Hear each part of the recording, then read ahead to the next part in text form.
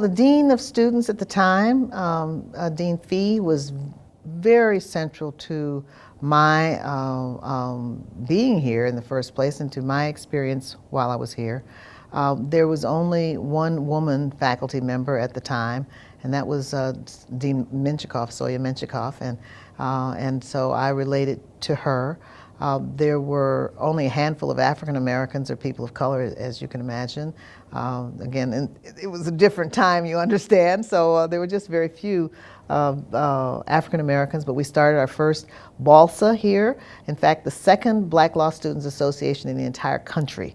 We started here at the University of Chicago, which is a little known historical fact that I hope won't get lost in time. So we started a BALSA here for all, I think it was all 8 of us, but we started the second one in the country here at the University of Chicago. And it's made a huge difference. I've actually stayed in touch with the women of my class. There was only a handful of women at the time. And in fact, one of the professors remarked, well, why are you girls taking up spaces for a man who might be able to support a family with a law school education? So, you know, we still had those debates in those days.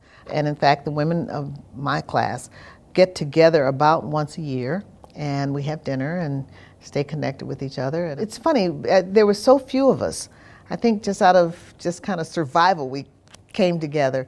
And we have stayed in touch. I've stayed in touch with many of the women all these years. And I think, frankly, that's kind of amazing when I think about the fact that we continue to come together. One of the women who I met here in the law school has been one of my life best friends. And she helped me and has inspired me with regard to starting my business, going into organics, looking at issues of health and nutrition, and agriculture, of course. So, you know, we've been on parallel paths, parallel tracks over the years.